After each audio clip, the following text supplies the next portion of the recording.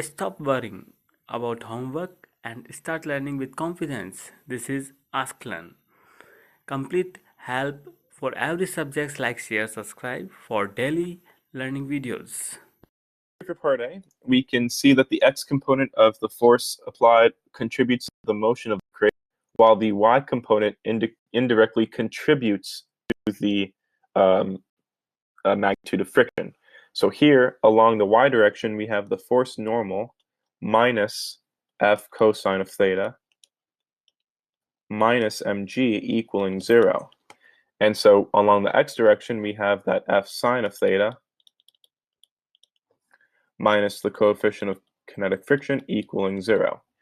And so here, this is not accelerating. So we can say that the Newton's second law in the x direction is going to equal 0.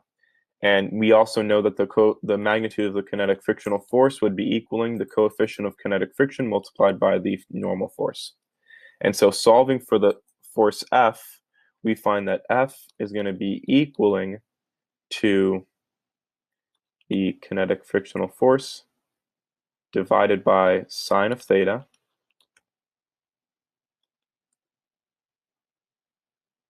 and this is going to be equaling to the coefficient of kinetic friction. This would be multiplied by the normal force of F cosine of theta minus mg. And then this is going to be divided by sine of theta. So it's actually probably better that we say that solving then for F, we can say that F is going to be equaling to the coefficient of kinetic friction mg. This is going to be divided by sine of theta minus coefficient of kinetic friction, cosine of theta. So this would be our answer for the formula for the force applied for part A.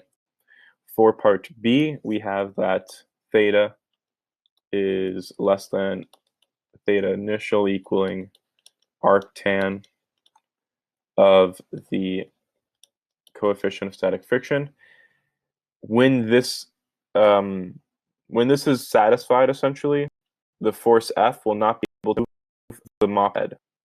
And so we can say if this condition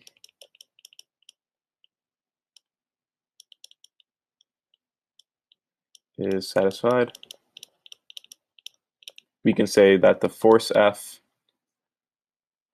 will not be able to move the mop head. That is the end of the solution. Thank you for watching.